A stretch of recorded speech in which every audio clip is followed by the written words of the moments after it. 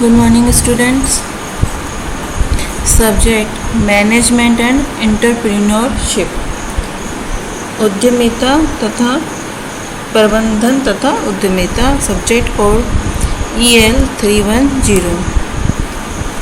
इसमें आज हम टैक्स सिस्टम एंड इंश्योरेंस, कर पद्धति तथा एवं बीमा को समझने की कोशिश करते हैं। इसके अंतर्गत हम देखेंगे idea of income tax, sales tax, excise duty and custom duty, और industrial and fire insurance, procedure for industrial insurance. यानी कि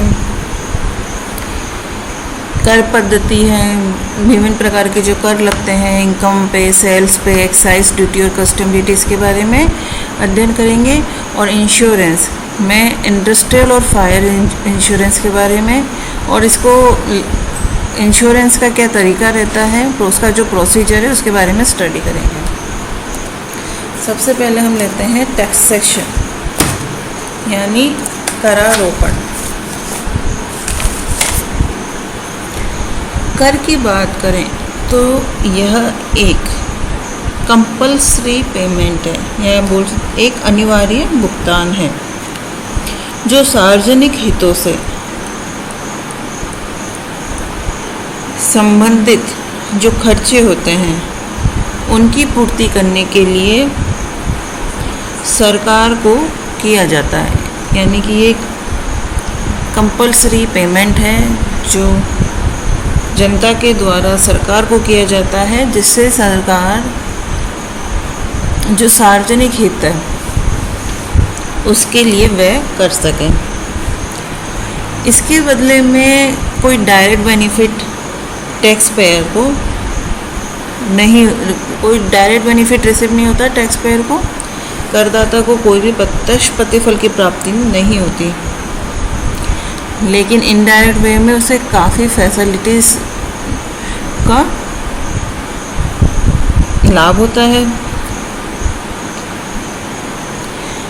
अगर मैक्सिमम कंट्रीज़ में या ऑलमोस्ट एवरी कंट्री में किसी भी गवर्नमेंट की इनकम का मेन सोर्स टैक्स है,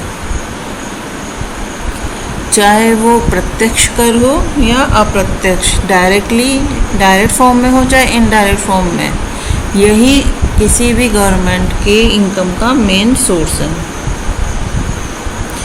जो गवर्नमेंट के द्वारा डिफरेंट टाइप की मानव कल्याण की, समाज कल्याण की प्लानिंग की योजनाएं चलाई जाती हैं, वो बिना टैक्स सेक्शन के पॉसिबल नहीं है।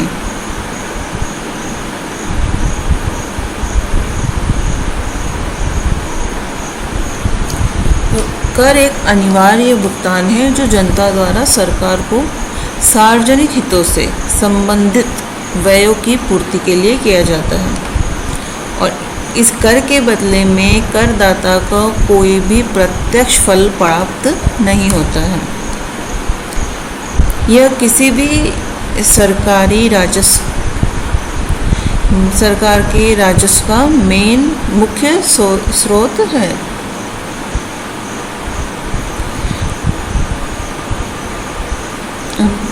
अगर हम अलग अलग सरकारी व्यवस्था की बात करें, जैसे गणतांत्रिक व्यवस्था, समाजवादी व्यवस्था या राजघराने, सरकार द्वारा हर तरीके की व्यवस्था में सरकार द्वारा जनता पर कर लगाया जाता है।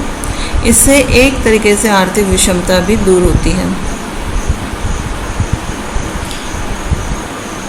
विभिन्न तरीकों से कर प्राप्त कर उसे यूनिफॉर्मल रूप में डिवाइड किया जाता है, इस तरीके से डिस्ट्रीब्यूट किया जाता है कि वो आर्थिक विषमता को दूर करता है, उसका लाभ हर व्यक्ति को समान रूप से होता है। सरकार का उद्देश्य अधिक से अधिक वित्तीय संसाधन जुटाना तो है ही, पर उसका युक्तिपूर्ण तरीके से उपयोग करके आर्थिक विषमता को दूर करना और विभिन्न व्यवसाय, कल्याणकारी योजनाएं, व्यापार और बिजनेस को प्रोत्साहित करना है, जिससे राष्ट्रीय आय तथा आर्थिक विकास हो सके।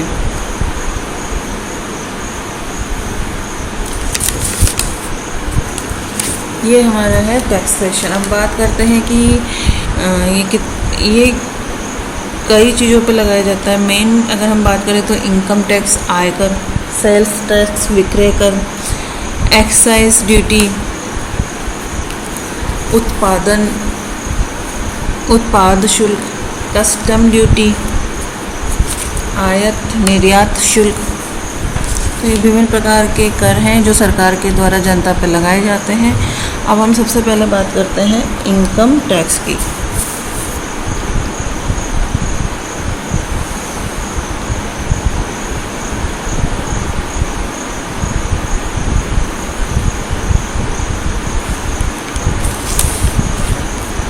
ये डायरेक्ट जो टैक्स है उसमें इनकम टैक्स मेन टैक्स है, जिसका सबसे ज़्यादा हिस्सा रहता है। इस कर से जो संबंधित प्रावधान हैं वो आयकर अधिनियम 1962 में दिए गए हैं, जिसमें समय समय पर परिस्थितियों के अकॉर्डिंग संशोधन होते रहते हैं। ये है इनकम टैक्स। ये है डायरेक्ट टैक्स का मेन सोर्स है इनकम टैक्स। प्रत्यक्ष करों में आयकर का प्रमुख स्थान है। इससे संबंधित जो नियम है वो आयकर अधिनियम 1962 में दिए हुए हैं, जिसे समय समय पर मॉडिफिकेशन होते रहते हैं।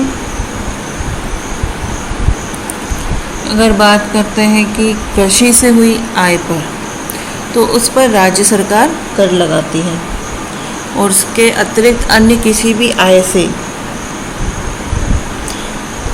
अन्य शेष आयों पर आयकर लगाने का अधिकार संघ को है। बात करते हैं इसका निर्धारण यानी assessment year. Every financial year 1 अप्रैल से 31 मार्च का होता है। प्रत्येक वर्ष के 1 अप्रैल को आरंभ हुई और 12 माह की अवधि को निर्धारण वर्ष यानी असेसमेंट ईयर कहते हैं। इसमें लास्ट ईयर की आय पर कर लगता है और जो लास्ट ईयर है निर्धारण वर्ष के ठीक पूर्व वाला ईयर वो फाइनेंशियल ईयर कहलाता है।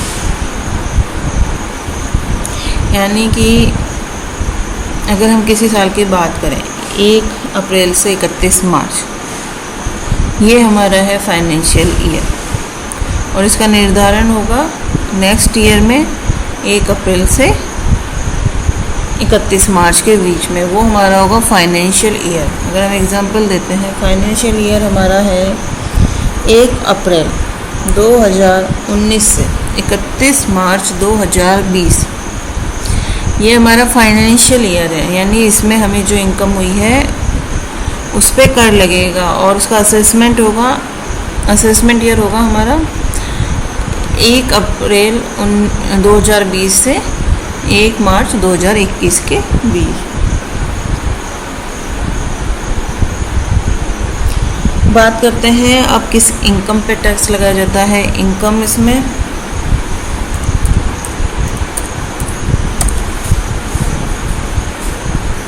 आयकर अधिनियम के अकॉर्डिंग आय की परिभाषा में कुछ पूंजीगत तथा अन्य प्राप्तियों को सम्मिलित किया गया है। तो इसके अकॉर्डिंग आय को 5 शीर्षकों में मेन 5 पॉइंट्स में डिवाइड किया गया है। पहला है वेतन,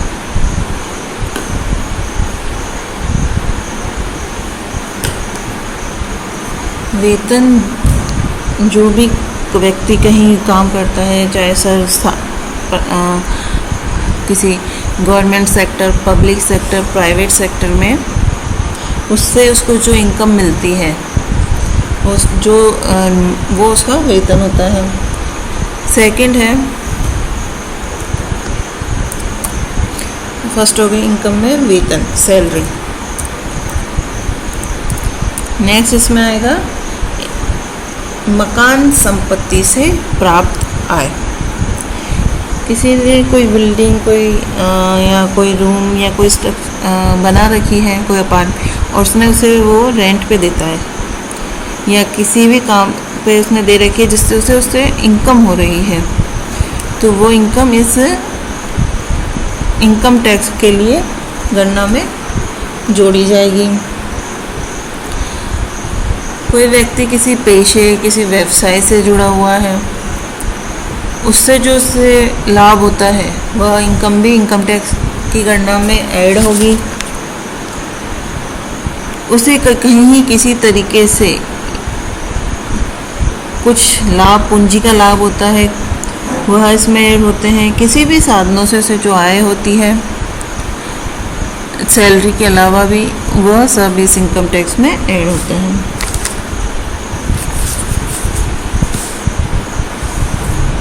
भूमि एवं संपत्ति से आय, कृषि आय, व्यापार व्यवसाय से आय, प्रतिभूतियों से आय, वेतन व पेंशन से आय।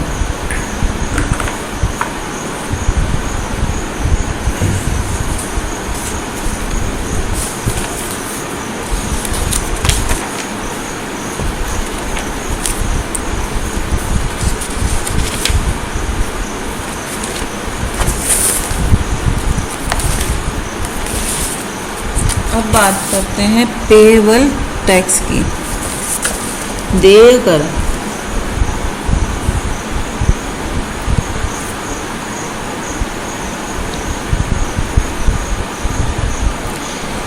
पेएबल टैक्स, टैक्स की रेट और अपील,